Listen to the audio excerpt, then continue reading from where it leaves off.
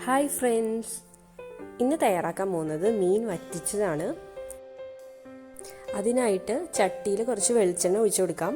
വെളിച്ചെണ്ണ ചൂടായി വരുമ്പോൾ ഒരു സവാള ചെറുതാക്കി അരിഞ്ഞതും ഒപ്പം തന്നെ 10 ചെറുള്ളി ചെറുതാക്കി അരിഞ്ഞതും ഒരു മീഡിയം സൈസുള്ള ഇഞ്ചി ചതച്ചതും ചേർത്ത് കൊടുക്കാം. എന്നിട്ട് നന്നായിട്ട് വഴറ്റിയെടുക്കാം.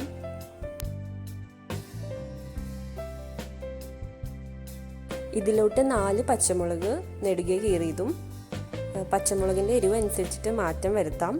ഒപ്പം കുറച്ച് വേപ്പിലയും കൂടി ചേർക്കാം.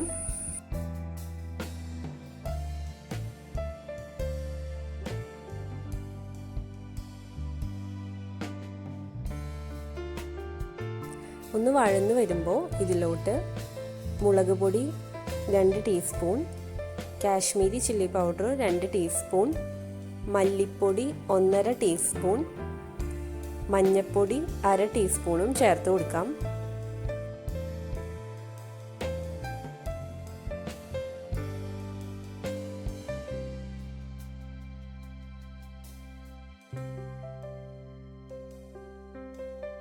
പൊടികളുടെ ഒരു പച്ചമണം മാറുമ്പോൾ ഇതിലോട്ട് ഒരു തക്കാളി ചെറുതാക്കി അരിഞ്ഞത് ചേർക്കാം.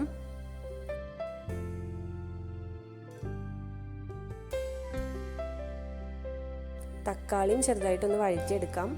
ചട്ടിയിൽ വെക്കുന്നതുകൊണ്ട് തന്നെ അടിയിൽ പിടിക്കാൻ നല്ല ചാൻസ് ഉണ്ട്. അപ്പോൾ കുറച്ച് വെള്ളം ഒഴിച്ച് ഇളക്കാം.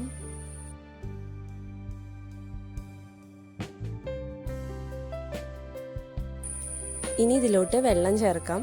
മീൻ മുങ്ങിക്കെടുക്കാൻ പാകത്തിലാണ് നമ്മൾ വെള്ളം ചേർക്കുന്നത്. എന്നിട്ട് അത് നന്നായിട്ട് മിക്സ് ചെയ്ത് കൊടുക്കുക.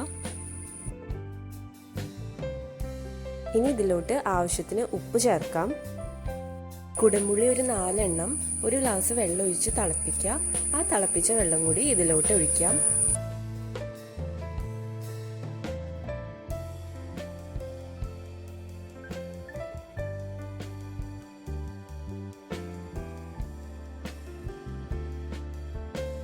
ഇപ്പം ഈ ചാറ് നന്നായിട്ട് തിളച്ച് വന്നിട്ടുണ്ട്.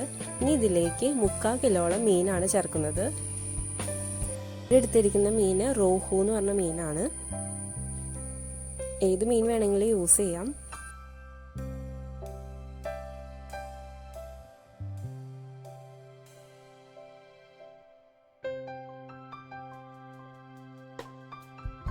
മീനിട്ടതിന് ശേഷം മൂടി വെച്ച് ചാറൊന്ന് കുറുകുന്ന വരെ വറ്റിച്ചെടുക്കാം.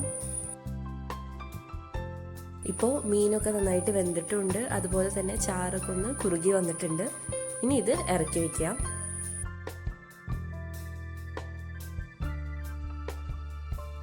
അപ്പോൾ മീൻ വറ്റിച്ചത് റെഡി ആയിട്ടുണ്ട്. ചോറിൻ്റെ കൂടെയും അതുപോലെ തന്നെ നല്ലൊരു കോമ്പിനേഷനാണ് കപ്പയും മീൻകറിയും. അപ്പോൾ കപ്പ പുഴുങ്ങിയതിൻ്റെ ഒപ്പം ഈ മീൻകറി കൂട്ടി കഴിക്കാം. ഈ മീൻ വറ്റിച്ചത് എല്ലാവരും തീർച്ചയായിട്ടും ട്രൈ ചെയ്ത് നോക്കണം.